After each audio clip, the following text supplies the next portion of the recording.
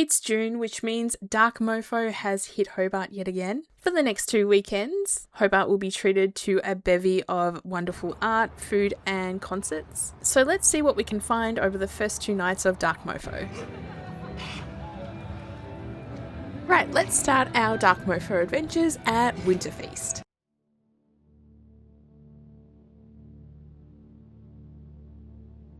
We were there at opening time, which is perfect for getting enough time to wander around without feeling like you're in a crush of a crowd, and to also figure out what you'd like to eat, especially in the shed. We started with Shoal's crispy potato mochi and Rough Rice's fermented turmeric and ginger congee. The potato mochi had a really nice coating of shichimi togarashi, which added another dimension of flavour to this. The gravy was absolutely phenomenal. The congee had this great sort of setup of little flavour areas, so you could just get different flavours all throughout the bowl. The congee itself was absolutely amazing.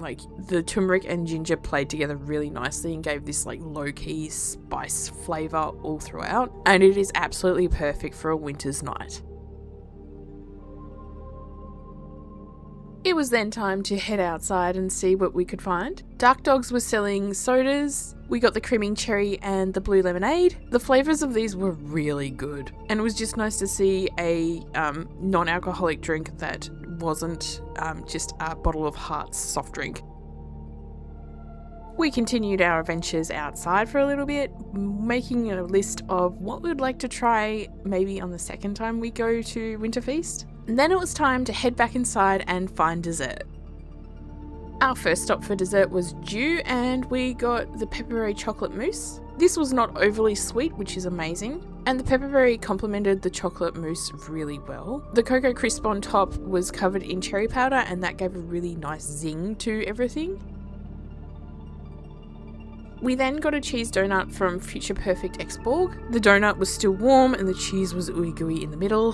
When you first bite into it, it tastes like a cheesecake. It was a really enjoyable morsel. And our final stop for dessert was Ruby and Ava's layered honey cake. The honey flavour was warming and not overpowering at all, and the sponge layers were light and airy and so easy to cut through. It was just like cutting through butter. It was an absolute delight to eat. It was now time to head off into the darkness and see what Dark Park has to offer.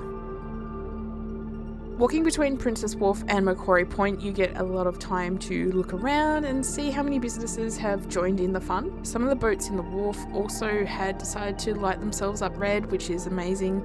I'm not gonna lie, this is probably one of my favourite things about living in Hobart. As we get closer to Dark Mofo, more businesses and more homes around Hobart start lighting themselves up in red. It's just a nice added touch to the festival. Also, if I could eat seafood, this cob loaf sounds amazing. Before we went to Dark Park, we did divert to the Fine Arts School, as the Plimsoll Gallery was showing If We're Being Honest. I didn't take any photos or videos, but it's a really great exhibition of clay pieces. Also around the Fine Arts School, there's a lot of pieces done by the Fine Arts students, so make sure you check them out.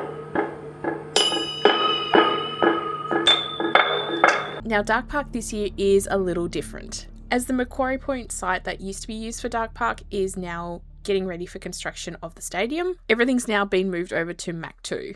In the Mac 2 shed is 2 pieces, Breathing by Monica Bavinci and Soundscape by Boris Ackett. If you do have sensitivities to loud sounds, I highly recommend buying or bringing some earplugs with you. Another thing to note with Soundscape is that there is strobing lights, so it's probably not best if you are somebody that is sensitive to that to go to this. That said, there is a few other pieces at Dark Park in a place that you wouldn't normally expect them to be, and we'll look at them after this.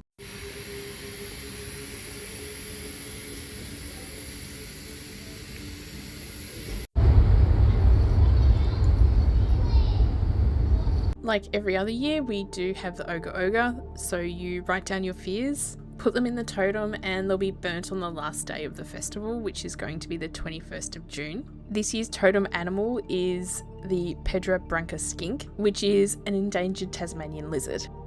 Now, the last place you'd expect the extension of Dark Park to be would be on a Spirit of Tasmania. But as Spirit Tasmania 5 is down in Hobart being refitted, the cargo and car hulls are being used to display works. This is actually an amazing way to show off art, I must say. Like, I don't know how they pulled off being able to use this, but good on them.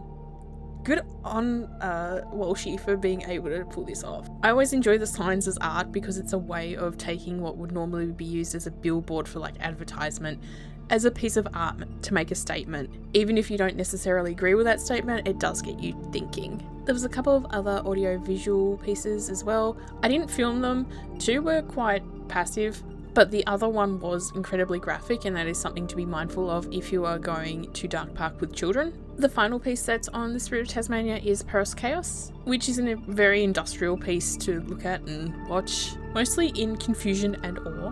But I'm always interested to see how people start using pieces that are traditionally industrial pieces as artwork. So this was really interesting to watch and see. And that is how we spent night 1 of Dark Mofo. I must note that there is a lot of seating around Dark Park. There is also food and drink around as well. And the Dark Mofo website has a lot of information about accessibility for each art piece and venue. The only place that we paid entry for is the Winter Feast. Everything down at Dark Park was free. For the second night of Dark Mofo, we started at the Contemporary Art Tasmania building for Trunk Men by Cici Zhang. This art installation definitely leaned more into surrealism, which was nice to see, and was a mix of audiovisual and physical art pieces. Next, we headed to Basilica, which is the old church on Elizabeth and Brisbane streets, which was showcasing The Sky Caving In by Gabrielle Lester, which is supposed to be a piece of essentially a church burning down very slowly.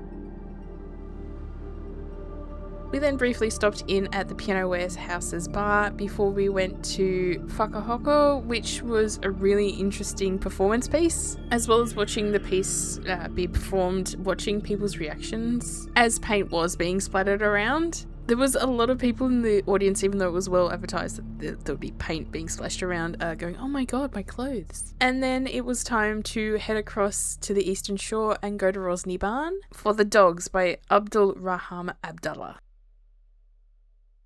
Before we headed home, we headed out to Berrydale and got some footage of Spectra. Whilst it was cloudy, it made the lights look absolutely amazing. Where we'd parked to get footage, you couldn't really hear the sounds that come from Spectra because it was just a little bit too much road noise. Now, this isn't everything that's happening as part of Dark Mofo. There is several events that are happening over the next 2 weekends. A lot of the concerts sold out incredibly quickly, and there's also secret pieces that are dotted around the city. I'm not gonna lie, I am super biased. I absolutely love Dark Mofo, and I have since it first started. Winter in general is just a very depressing time, so having this to look forward to I think is amazing. Let me know in the comments below if you're planning to go to any of the Dark Mofo events, or if you've been, what was your favourite. If you did enjoy the video, please leave a like, it does help us out a lot, and I'll see you in the next video.